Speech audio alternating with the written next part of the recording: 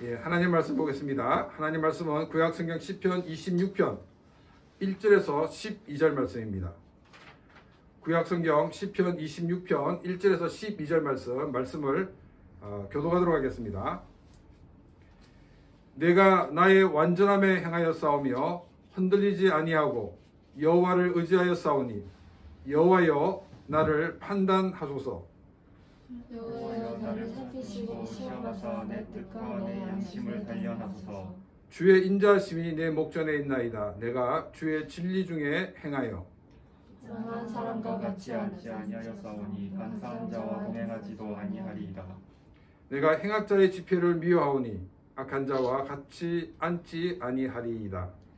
여호와여 내가 무죄함으로 손을 씻고 주의 제단에 두루 다니며 감사의 소리를 들려주고 주의 기이한 모든 일을 말하리이다.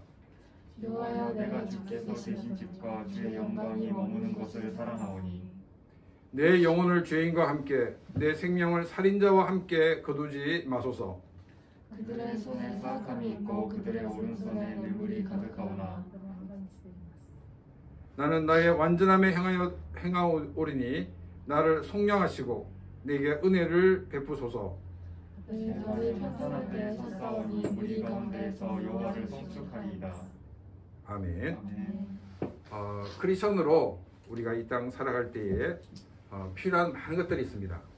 그 중에서 대표적인 것을 꼽아보면 두 가지가 있는데 투명성과 또 이렇게 그 단순성이라고 말할 수가 있습니다. 이 투명성은 그 사람이 어떤 생각을 하는지 또 어떤 행동을 할지 알 수 있다는 것을 말하고 있습니다. 그런데 우리는 이 투명한 사람보다는 좀 이렇게 베일에 쌓인 이 신비주의적인 그런 사람을 좋아합니다. 베일에 쌓인 사람은 신비하여 좀 새롭게 보일지 몰라도 그 베일이 다 벗겨지고 나면 오히려 우리가 속았다는 느낌을 가지기가 쉽습니다. 또 투명한 사람은 좀 재미없는 사람으로 보여도 이 사람은 결코 다른 사람들에게 손해를 끼치는 사람이 아니라고 말할 수가 있습니다. 또 이제 그 두 번째 말한 이 단순성인데 이 단순성에 대해서도 많은 사람들이 오해를 하는 경향이 많이 있습니다. 이제 우리는 단순 이러면 단순 무식 이렇게 연결을 하고 있습니다. 그래서 단순한 것은 무식하다라고 이해하는 경우가 굉장히 많이 있는데 그렇지 않다는 것입니다. 또 어떤 경우에는 이 단순하다는 것을 이게 흑백 논리를 가지고 있는 것이라고 착각을 하는 경우도 있습니다. 이 단순하다는 것이 어떤 의미인가를 한 가지 예를 들어서 설명을 드리도록 하겠습니다. 일본에 이 러브 소나타라는 이 전도 집회가 있습니다. 처음 시작한 것이 이제 후쿠오카에서 시작을 했고 이 전도 프로그램을 시작하신 분이 이 하용조라는 목사님이십니다. 근데 이 하용조 목사님이 시무하셨던 교회는 이 한국 교회를 리드하는 교회 중에 아주 중요한 그런 교회 중 하나였습니다. 근데 이 목사님과 만날 수 있는 기회가 한번 있었는데 제가 어떤 작은 세미나에 참석했는데 근데 그 유명한 목사님이 그 집회에 참석해 주셔서 저희들에게 이 온누리교회에 대해서 여러 가지를 말씀해 주셨습니다. 온누리교회를 처음 이렇게 개척했을 때 지금처럼 큰 교회가 아니었습니다. 한국의 많은 이 개척교회들이 개척을 시작하면 어디서 시작하냐면 지하에서부터 시작을 합니다. 그래서 이 온누리교회도 지하를 빌려서 예배를 드렸다고 합니다.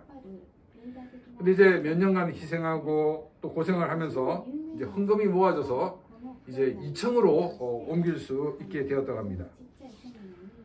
계약을 앞두고 있을 때 목사님 그 후배가 찾아오셨다고 합니다. 근데 이 목사님은 아프리카 선교사로 가신다 하는 이야기를 하면서 형님 제가 이 아프리카에 제 뼈를 묻겠습니다. 이렇게 이야기를 했다고 합니다.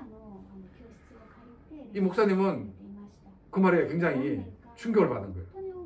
아프리카에 가서 자기 뼈를 거기에 묻겠다고 하는 그 얘기를 들었을 때 정말 이렇게 마음이 너무나도 움직여가지고 성도들에게 이야기를 전했다고 합니다. 이 얘기를 들은 성도들이 이 목사님께 이렇게 말합니다. 목사님, 이런 상황에서 성경은 우리에게 무엇이라고 말합니까? 이 질문을 들은 한 목사님은 성경은 우리들에게 선교를 도와야 된다. 선교에 도움을 줘야 된다. 라고 말하고 있다라고 대답을 하였습니다. 이 말을 들은 성도들은 아니 성경이 그렇다고 그러면 우리가 그렇게 해야죠. 이렇게 너무나도 심플한 대답을 하였습니다. 그래서 이 2층을 빌리려고 했던 이 돈을 선교사에게 다 후원을 하였다고 합니다. 그랬으면서 이 목사님 하시는 얘기가 뭐냐면 온누리 교회의 가장 기본적인 정신이 바로 이때 생겼다라고 말씀을 하셨습니다. 단순하다라는 것은 바로 이것입니다. 성경이 가라고 하면 갑니다. 또 성경이 서러 가면 서는 것입니다. 성경이 말씀하고 있는 대로 아멘하면서 순종하며 사는 것이 바로 단순한 삶이라는 것입니다. 근데 많은 크리스천들이 이 딜레마에 빠지는 것이 있는데 그게 뭐냐면 이단들도 우리들이 사용하고 있는 동일한 성경을 가지고 자신의 정당성을 주장한다는 것입니다. 이단들의 주장이 무엇이 잘못됐는지를 우리는 분별하기 위해서 더 성경을 정확하게 알아야 합니다. 또 우리가 성경을 정확하게 알기 위해서는 기본적인 신학도 사실 알아야 합니다. 제가 이 설교 시간에 성경을 읽어야 된다라고 강조하는 것도 바로 이것 때문입니다. 우리가 하나님 앞에서 단순한 삶을 살기 위해서입니다. 많은 사람들이 성경을 모르기 때문에 크리스찬으로서 단순한 삶을 살지를 못하고 있습니다. 오늘은 우리가 이 본문 말씀을 통해 성도들의 심플한 삶이 무엇인가를 함께 생각을 해보고자 합니다. 1절 말씀입니다. 내가 나의 완전함에 행하여 싸우며 흔들리지 아니하고 여호와를 의지하여 싸우니 여호와여 나를 판단하소서. 여기 이제 히브리어 성경의 어수는 지금 제가 번역한 대로 이렇게 되어 있습니다. 먼저 나를 판단하소서라고 시작을 하고 있습니다. 이 판단한다라는 이 단어는 정당성을 입증하다 혹은 무죄를 입증하다라는 뜻입니다. 그리고 그 다음 나오는 단어가 뭐냐면은 이 한국어 성경과 일본어 성경에 생략되었는데 왜냐하면 이라는 이 접속사가 나오고 있습니다.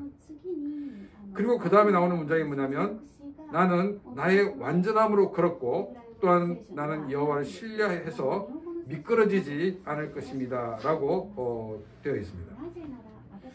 이 문장을 보게 되면 우리 한국어 성경보다는 일본어 성경이 더 원어에 가깝게 번역되었다 하는 것을 우리가 알 수가 있습니다.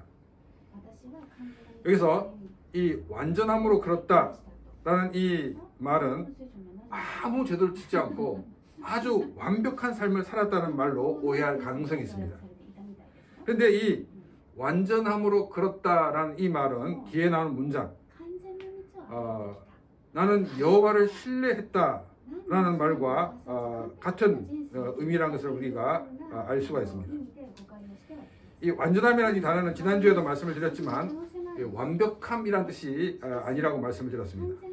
이 나눠지지 않는 온전한 하나됨을 말하고 있습니다. 마음이 어떨 때는 세상으로 기울었다가 또 어떨 때는 하나님께 기울었다는 그런 삶이 아니었다는 것입니다. 마음이 나눠지지 않고 오직 하나님만을 신뢰하면서 살았다는 것입니다. 다윗이 다른 사람보다 착해서가 아니라 또 다른 사람보다 능력이 탁월해서가 아니라 마음이 나눠지지 않고 오직 야훼 하나님만을 신뢰하고 살았기 때문에 미끄러지지 않았다는 것입니다. 흔들리는 삶이 아니었다는 것입니다. 그리고 이것을 하나님께서 증명해 주실 것이다 라고 말하고 있습니다. 왜냐하면 자신이 얼마나 하나님을 신뢰하고 살았는가는 다른 사람이 알 수가 없습니다. 그래서 증명해 줄 수 있는 분은 오직 하나님밖에 없기 때문입니다. 그래서 다윗은 2절에서 이렇게 고백을 하고 있습니다. 여호와여 나를 살피시고 시험하사 내 뜻과 내 양심을 단련하소서. 나를 살피시고 시험하는데 나의 뜻과 내 양심을 이 단련해 하라고 얘기하고 있습니다. 이 단련하다는 이 말은 시험해 보다라는 뜻입니다. 내 양심을 또 내 뜻을 한번 시험해 보십시오 라고 이렇게 말하고 있습니다. 왜냐하면 다윗은 자기의 마음으로나 자기의 양심으로나 다른 것을 신뢰하며 산 적이 없었기 때문입니다. 오직 하나님만을 신뢰하고 살았기 때문에 자신의 뜻과 양심을 시험해 보라고 말을 하고 있습니다. 그리고 3절에서는 이렇게 말하고 있습니다. 주의 인자하심이 내 목전에 있나이다. 내가 주의 진리 중에 행하여. 이 3절 서두에 한국어 성경과 일본어 성경에는 생략되어 있지만 히브리어 성경에서는 왜냐하면이라는 접속사가 있습니다. 다윗이 자신의 인생을 걸고 오직 하나님만을 향한 믿음을 가지고 살았다고 말할 수 있는 이유가 하나님의 인자심이 내 눈앞에 있었기 때문이다 라고 말하고 있습니다. 그리고 하나님의 진리 가운데 그렇기 때문에 자신의 마음이 오직 하나님만 향하였다라고 말하고 있습니다. 우리는 이 말씀에서 다시금 반복되는 단어를 보게 됩니다. 한 가지는 뭐냐면 주의 진리, 즉 하나님의 말씀, 그리고 주의 인자하심, 즉 주님의 은혜라는 단어입니다. 서도의 크리스찬의 삶은 단순한 삶이 되어야 된다라고 말씀을 드렸습니다. 이 단순한 삶이라는 것은 이 흑백 논리로 사는 것이 아니라고 말씀을 드렸습니다. 주의 진리인 하나님의 말씀을 붙들고 사는 것입니다. 하나님의 말씀인 성경을 붙들고 살면서 우리는 말씀이 가라고 하면 가야 됩니다. 말씀이 서라고 하면 서면 되는 것입니다. 이것이 바로 크리스찬의 삶이다 라고 말씀을 드렸습니다. 근데 간혹 가다 보면 이 하나님 말씀을 자기가 편리한 대로 이 짜깁기를 해서 자기 편리한 대로 말씀을 적용하며 사는 경우가 있습니다.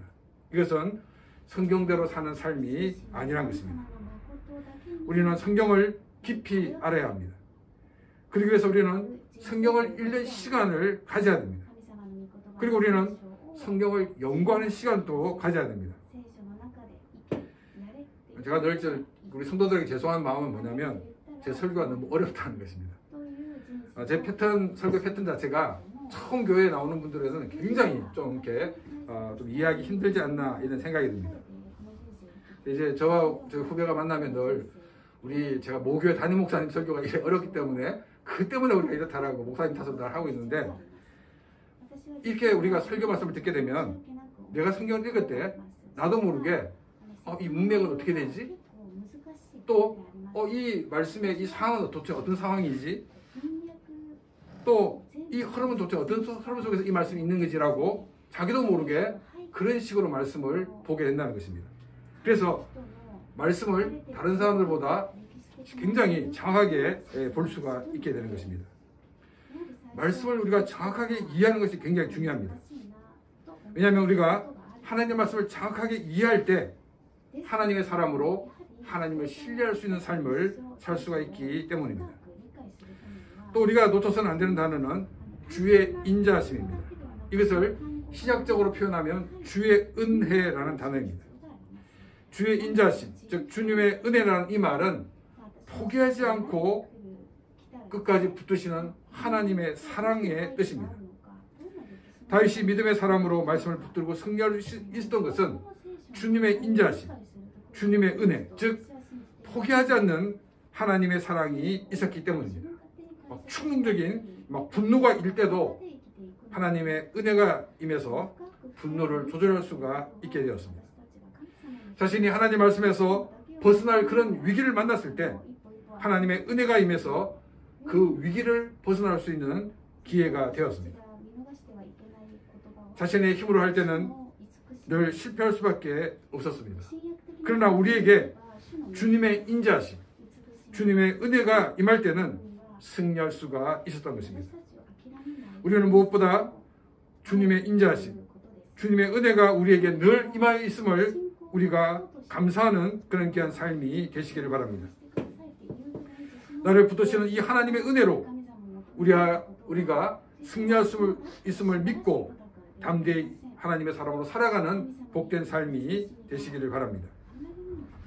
우리가 우리의 삶에서 비틀거리는 이유는, 즉 우리가 미끄러지는 이유는 하나님께 우리의 모든 것을 두고 있지 않기 때문입니다. 하나님의 말씀을 몰랐고 내 앞에 있는 하나님의 은혜를 몰랐기 때문입니다.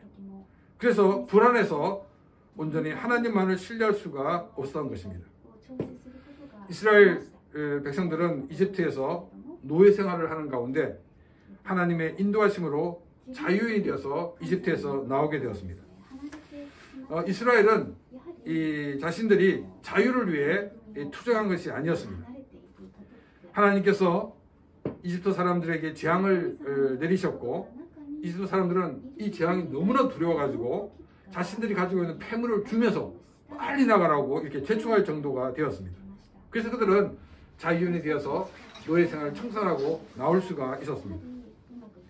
하나님께서 이스라엘 백성들을 이집트의 노예 생활에서 건지신 이유는 뭐냐면 아브라함에게 약속하신 그 약속을 이루시기 위해서입니다. 하나님은 아브라함에게 그 약속의 땅, 가나안 땅으로 반드시 너희 자손을 인도할 것이다 라고 말씀하셨기 때문입니다. 그래서 하나님은 그 약속을 이루시기 위해서 이스라엘 백성들을 이집트에서 구해내셨습니다. 그렇기 때문에 하나님께서는 이스라엘 백성들에게 자신을 어떻게 소개하고 있냐면 나는 야훼다.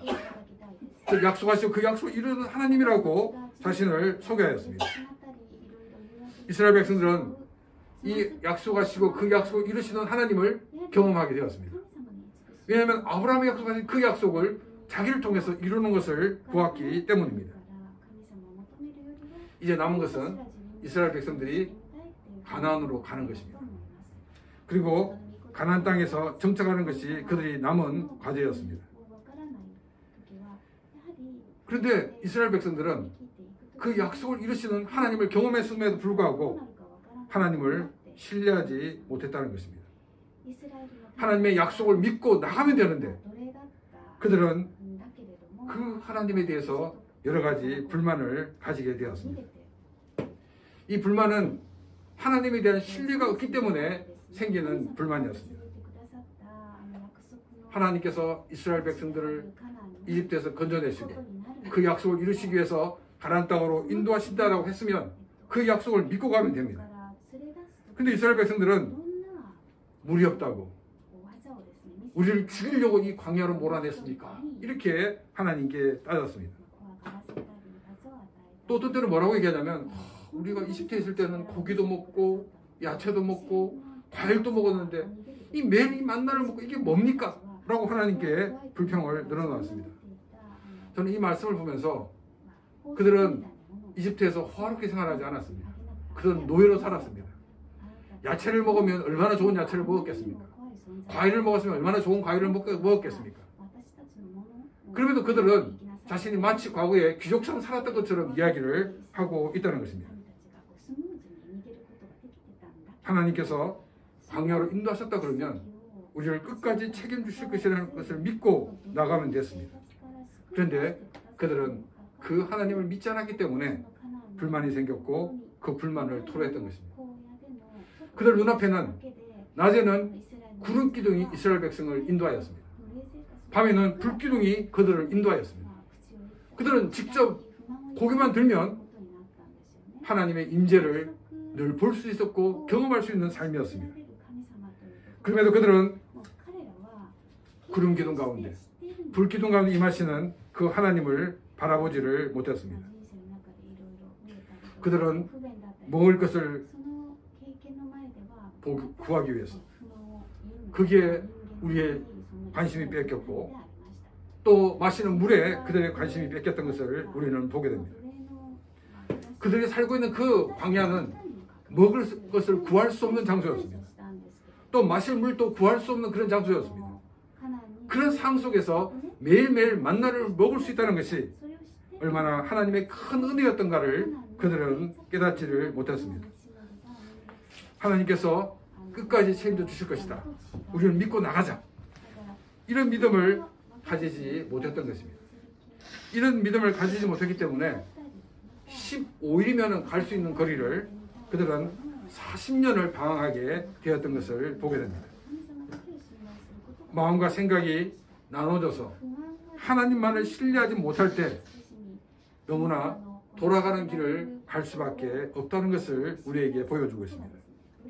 우리의 마음과 생각이 나눠지지 않고 오직 하나님만을 바라보면서 믿음으로 나가 모든 일에 승리하는 그런 귀한 삶이 되시기를 바랍니다. 4절 말씀입니다. 허망한 사람과 같이 앉지 아니하였사오니 간사한 자와 동행하지도 아니하리이다. 여기 허망한 사람이라는 이 단어는 우상을 섬기는 사람이라는 단어를 사용하고 있습니다. 그런데 히브리 성경에는 이 우상을 섬기는 사람 앞에 한 가지 더 단어가 있는데 그 단어가 뭐냐면 반드시 멸망할 이라는 수식어가 하나 더 붙어 있습니다. 그러니까 반드시 멸망할 우상을 숭배하는 사람이다 라는 말입니다. 이스라엘 백성들이 가나안에 들어가면서 그들의 생활 환경이 급하게 급변하게 되었습니다. 이제까지는 유목 생활을 하였는데 이제 농경 문화로 바뀌게 되었습니다. 가나안에 정착하게 되는 지금 이스라엘 백성들은 이집트에서 농사를 지어본 경험이 없는 사람들입니다. 왜냐하면 그들은 가난하기로 나온 사람들이 대부분이었기 때문입니다. 그런데 하나님께서는 이스라엘 백성들에게 이 세 개의 절기를 통해서 언제 씨를 뿌려야 될지 또 언제 굳어야 될지를 말씀해 주셨고 그 두 가지 축을 가지고 자기들이 하나님 백성으로서 새로운 문화를 만들어가기를 원하셨던 것입니다. 그런데 처음 농사를 짓는 것이기 때문에 실패의 확률은 굉장히 높게 됩니다. 그래서 이스라엘 백성들은 어떻게 하냐면 이 실패의 확률을 줄이기 위해서 이제까지 가나안 땅에서 농사를 짓고 살았던 가나안 사람들의 그 농사법을 받아들이게 되었습니다. 이것은 확률적으로는 가장 안전한 방법이었습니다. 그런데 이것은 가나안 종교를 받아들이는 것 같은 결과를 가져오게 되었다는 것입니다. 바로 이것이 이스라엘 백성들이 실패하게 되는 원인이 되었습니다. 이스라엘이 남북으로 나눠지게 된 것도 우상 숭배 때문입니다. 그리고 북이스라엘은 아시리아에게 멸망되어지고 남유다는 이 바벨론에 의해서 멸망되어지는 원인이 되고 말았던 것을 우리는 보게 됩니다. 반드시 멸망할 우상 숭배자들과 함께 이스라엘 백성들은 망했던 것을 우리는 알 수가 있습니다. 이스라엘 백성들은 바벨론에 의해 이스라엘이라는 나라가 역사에서 사라지고 났어야 자신의 문제가 무엇인가를 깨닫게 되었습니다. 하나님 앞에서 우상을 섬긴 죄, 그리고 하나님 말씀에 대해 무지했던 자신들의 죄를 깨닫게 되었습니다. 그래서 그들은 우상을 버리고 하나님의 말씀을 붙들게 되었습니다. 이스라엘 백성들이 바벨론의 포로로 잡혀갔어야 자신의 죄를 깨닫고 하나님 앞에 겸비하게 나왔던 것입니다. 하나님은 이스라엘의 일부이지만 가나안으로 귀환시킴으로 제2의 출애굽 사건이 있게 하는 것을 우리는 보게 됩니다.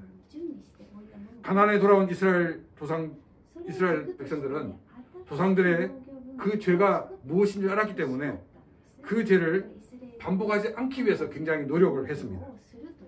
이제 그런 가운데 바리새파라는 사람들이 생겨나왔습니다.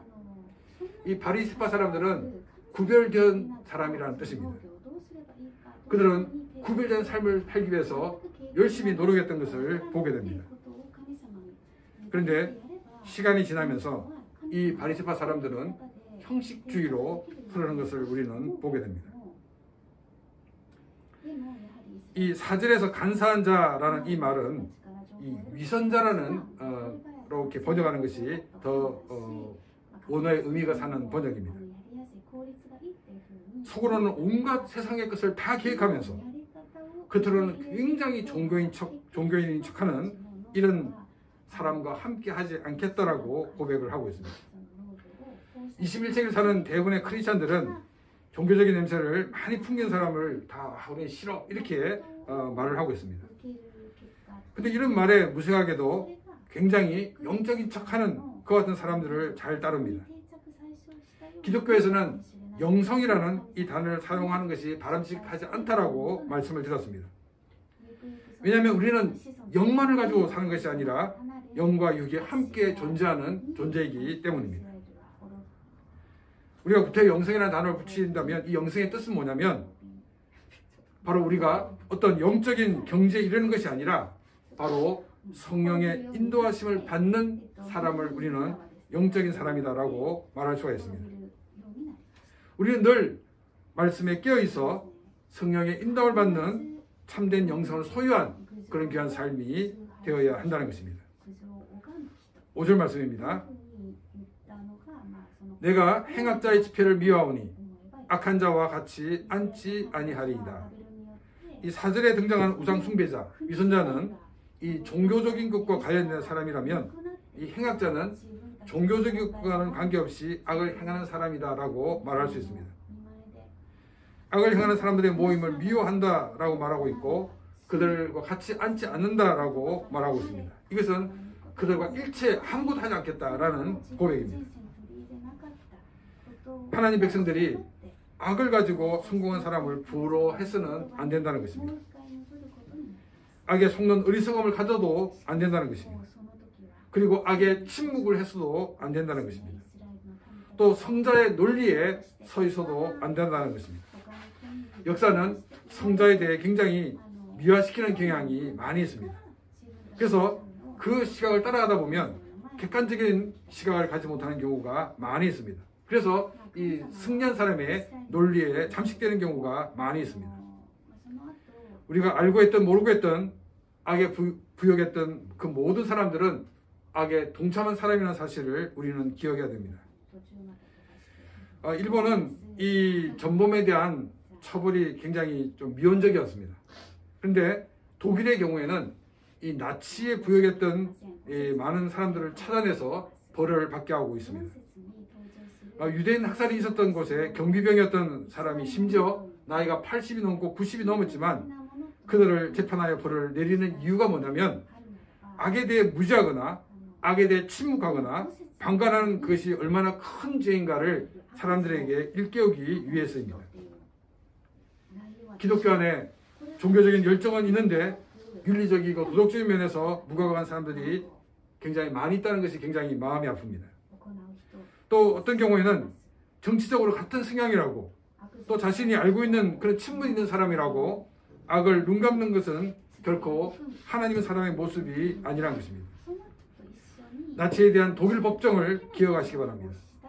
하나님 앞에서의 재판은 독일 법정과는 비교할 수 없을 정도로 악에 대해 준엄한 심판을 하고 있다는 것입니다. 악에 대한 무지, 악에 대한 침묵, 악에 대한 방관, 악에 대한 동참, 이 모든 것들이 하나님 앞에 동일한 죄임을 기억하시기를 바랍니다. 하나님의 마음으로 세상의 악을 미워하고 세상의 악과 분리된 삶을 살아가는 그런 귀한 삶이 되시기를 바랍니다. 6절 말씀입니다. 여호와여 내가 무죄함으로 손을 씻고 주의 제단에 들어다니며, 이 히브리 성경의 어수는 다음과 같습니다. 내가 결백하게 손을 씻을 것입니다. 그래서 나는 나갈 것입니다. 주의 제단에 여호와여, 이렇게 어순이 되어 있습니다. 이 내가 결백하게 손을 씻는다는 것은 뭐냐면 우리가 자신이 완벽하게 살았습니다라는 말이 아니라 자신이 지은 그 죄를 철저히 하나님 앞에 회개하는 모습을 보여주고 있습니다. 우리가 하나님 앞에서 하나님 말씀을 붙들고 살았지만은 나도 모르게 짓는 죄가 있습니다. 제일 대표적인 것이 뭐냐면 사회적인 분위기에 편승하여 사람들이 다 그렇게 사니까 그렇게 사는 것이 크게 문제가 없다라고 생각하는 경우가 많이 있습니다. 사회적인 분위기가 기준이 아니란 것입니다. 또한 전통과 간섭이 기준이 아니란 것입니다. 성경이 죄라고 하는 것에 대해서 우리는 심각하게 고민을 해야 합니다. 여러분, 그 물건을 훔치는 게 죄입니까 아닙니까? 우리는 그건 죄라고 얘기합니다. 살인하는 것은 죄입니까 아닙니까? 이거는 믿는 사람이나 안 믿는 사람이나 모두 죄라고 얘기하고 있습니다. 또 십계명에 보면 특별히 이 부모의 그런 관계 속에서 효도하지 않는 것도 죄라고 얘기하고 있습니다. 이것도 다 우리가 공감을 합니다. 살인도 죄도 인정하고 있고 도둑질도 죄라고 인정합니다. 근데 7계명인 간음하지 말라는 대목에서는 죄라고 인정하는 사람도 있고 인정하지 않는 사람도 있습니다. 성경은 부부 위에 성적인 관계를 가지는 것에 대해 죄라고 분명히 말하고 있습니다. 그러나 이 시대는 합의에서 이루어지는 것은 죄가 아니라고 말하고 있다는 것입니다. 성경은 분명히 죄다라고 이렇게 우리에게 지적을 하고 있습니다. 그런데 사회적인 분위기가 죄라고 인정하지 않는다는 것입니다. 그래서 사회적인 통념을 따라서 많은 젊은이들이 그 통념을 따라가고 있는 것이 심각한 문제인 것입니다. 우리는 이 사회적인 통념을 뛰어넘어 세상의 원리를 따르지 않는 삶을 살아야 하는 것입니다. 우리는 성경의 원리를 가지고 살아야 하는 것입니다. 우리가 성경의 원리로 따라가기 위해서는 우리는 성령의 지배를 받을 때 그것이 가능합니다. 우리가 사회적인 통념을 따르지 않고 세상의 원리를 따르는 그런 귀한 삶이 되시기를 바랍니다. 또 우리가 나도 모르게 이 세상의 통념을 따라갔다 그러면 자신이 지은 죄에 철저히 하나님 앞에 나와 고백하고 하나님 앞에서 바로 서는 그런 귀한 삶이 되시기를 바랍니다. 다윗이 이처럼 악을 멀리하고 철저히 죄를 고백하는 삶을 사는 이유는 뭐냐면 주의 제단에 나가기 위해서라고 이렇게 얘기하고 있습니다. 주의 제단은 뭐냐면 하나님의 임재를 상징하고 있는 것입니다. 즉 하나님과 동행하는 삶을 살기 위해서 악을 멀리하고 또 행여나 자신이 모르게 지은 죄를 고백하는 삶을 살고 있다는 것입니다. 다윗은 자신의 인생에서 가장 큰 복이 하나님과 함께 하시는 것인 것을 알았기 때문입니다. 좋은 배우자를 만난 것 중요합니다. 인생에서 크게 성공하는 것 중요합니다. 그러나 만일 그 인생에 하나님이 없다 그러면 그 인생은 공허한 삶이 되는 것입니다. 옛날에 이제 저희가 젊었을 때 이 부부 세미나가 있었습니다. 그런데 그 강의에서 이런 강의가 있었습니다. 여기 이제 남편이 있고 또 아내가 있습니다. 그리고 이제 하나님이 있습니다. 이것은 크리스찬의 가정을 얘기하고 있는데 이 남편과 아내 사이는 거리가 있습니다. 근데 이 거리의 기준은 부부마다 아마 다 다를 것입니다. 문화인 경우도 있고 언어인 경우도 있고 생활 습관인 경우도 있고 이렇게 거리가 있습니다. 근데 이 남편이 하나님께 가까이 가고 또 아내가 하나님께 가까이 갈수록 부부의 거리는 더 가까워집니다. 또 남편이 더 하나님께 가까이 가고 또 아내도 더 하나님께 가까이 가면 또 이 부부의 사이는 더 가까워진다는 것입니다. 우리는 이 원리를 이 세상의 모든 것에 적용을 할 수 있다고 생각을 합니다. 우리는 하나님께 가까이 가면 가까이 갈수록 우리는 인생의 참된 가치를 발견하게 될 것입니다. 그리고 참된 행복을 우리는 누리게 될 것입니다. 하나님이 우리와 함께하는 것이 우리의 인생의 참된 행복의 열쇠인 것을 우리는 기억을 해야 한다는 것입니다. 하나님과 함께하는 삶은 우리가 금식 기도를 통해서 얻어지는 것이 아닙니다. 또 선행을 많이 한다고 얻어지는 것이 아닙니다. 우리가 하나님을 우리의 주인으로 모시고 살면 되는 것입니다.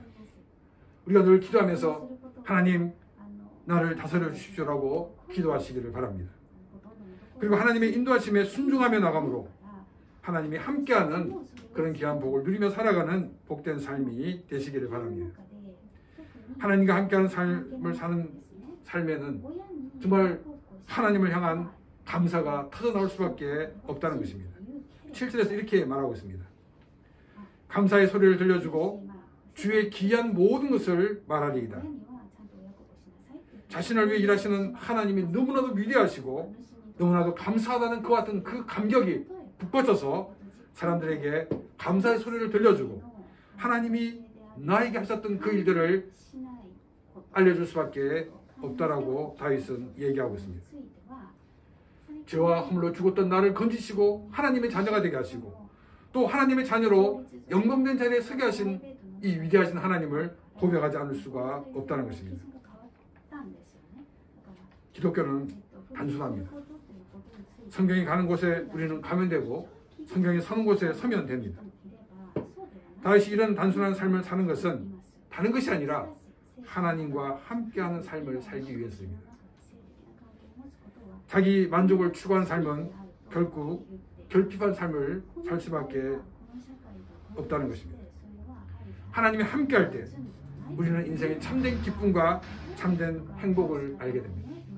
또 인생의 참된 가치를 알게 됩니다. 그래서 우리는 하나님 말씀대로 살고, 그래서 하나님과 동행하는 복된 삶을 삶으로 우리의 삶이 더욱더 윤택해지고 더 큰 기쁨과 감사가 넘쳐나는 복된 삶이 되시기를 바랍니다. 이 시간 오늘 말씀을 생각하며 같이 기도드리겠습니다.